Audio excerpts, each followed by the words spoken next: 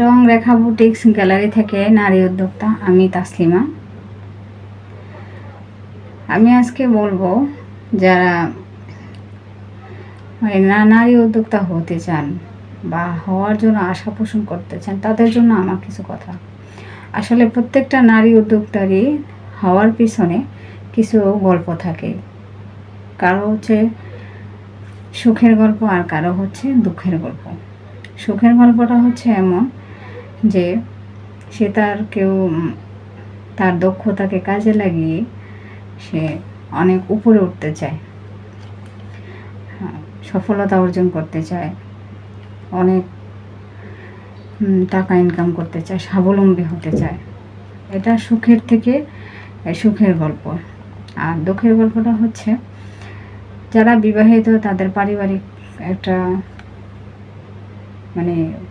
পরিবার থেকে একটা আঘাত থেকে আসে, অথবা যারা বেকার আছে তাদেরও একটা আঘাত থেকে কোনো একটা জায়গা থেকে আঘাত আসে, ওইখান থেকে কিছু একটা করতে হবে এরকম একটা মনোভাব থেকে উদ্যোক্তা হওয়ার জন্য। তো আমার পিছনের গল্পটা হচ্ছে আমি মাস্টার্স কমপ্লিট করেছি। আমি মাস্টার্স কমপ্লিট করার পরে আমি চাকরি করেছি, বিয়ে হয়েছে আমার, এরপরে চাকরি করেছি আমি কলেজে, কিন্ডারগার্ডেনে। চাকরি করতে গিয়ে আমার মনে হয়েছে যে চাকরিটা হচ্ছে একটা দাসত্বের মতন। সবচেয়ে বড় কথা হচ্ছে আমি অন্যের জন্য কেন করব, আমি নিজের জন্য কিছু একটা করব। আমি চাকরি করব যে ওইখানে তাদের জন্য, কোম্পানির জন্য অথবা স্কুলের জন্য অথবা কলেজের জন্য, আমি তাদের জন্য কাজ করতে গিয়ে আমি তাদের প্রতিষ্ঠানের জন্য কাজ করছি, তারা লাভবান হচ্ছে, আমার কি হচ্ছে, আমি শুধু বেতন পাচ্ছি। তারপরে তো আছেই চাকরি ক্ষেত্রে গিয়ে বিভিন্ন ধরনের কথার ঝলকানি, চাকরের সাথে যেরকম মালিকের ব্যবহার এরকম আর কি। তো ওইখানে আমার চাকরি করতে গিয়ে মনে হয়েছে আমি নিজের জন্য কিছু একটা করবো। আমি যদি নিজের জন্য কাজ করি, পরের জন্য না করে নিজের জন্য করলে আমার নিজের দক্ষতাটাকে আমি কাজে লাগিয়ে আমি অবশ্যই কিছু একটা করতে পারবো। আমি চেষ্টা করে দেখি। ওই জায়গা থেকে আমার নারী উদ্যোক্তা হওয়ার আমি নারী উদ্যোক্তার পথে এসেছি। এরপরে এটা করতে গিয়ে আমি দেখা গেছে যে আমি হ্যান্ড প্রিন্টের কাজ পছন্দ করতাম খুব। আমার হাতের ভালো, প্রিন্ট ভালো হয় আমার, আমি খুব শৌখিন এই ব্যাপারে। তো আমি পাঞ্জাবিতে হ্যান্ড প্রিন্টের কাজ দিয়ে শুরু করেছি। আপনারা আমার পেজে গেলে দেখবেন যে আমার পেজে পাঞ্জাবি আছে, জামা আছে, এগুলাতে আমি হ্যান্ড প্রিন্ট করি, শাড়ি আছে, তারপরে ব্লক প্রিন্ট করি।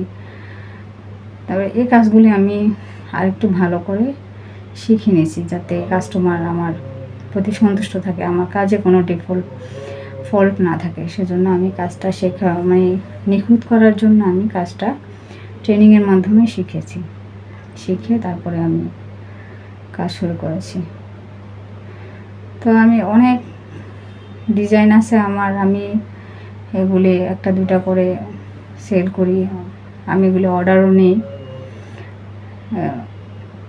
তো এইভাবে আমার এগিয়ে চলা। এরপরে দেখা গেছে এগুলি হ্যান্ড প্রিন্ট, ব্লক প্রিন্ট, এটার সাথে আমি রেডিমেডগুলোও আমি অ্যাড করে কাজ শুরু করেছি।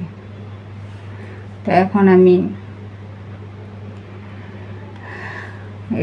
এভাবে আমি নারী উদ্যোক্তার পথে এগিয়ে যাচ্ছি। তো আমার কথা হচ্ছে সময় কারোর জন্য থেমে থাকে না। আমি আসলে একজন ইসলামিক মাইন্ডের মানুষ। আমি ইসলাম খুব পছন্দ করি, আমার ইসলামিক কথা বলতে আমার খুব পছন্দ লাগে, ইসলামিক বই পড়তে আমার ভালো লাগে। তো যারা ইসলামিক মাইন্ডের আছেন তারা যদি সূরা আসর পড়ে থাকেন, তারা এইটার ব্যাখ্যার মধ্যে বলা আছে, এক বরফওয়ালা বলেছিল যে দয়া করো তার প্রতি যার পুঁজি ভুলে যাচ্ছে।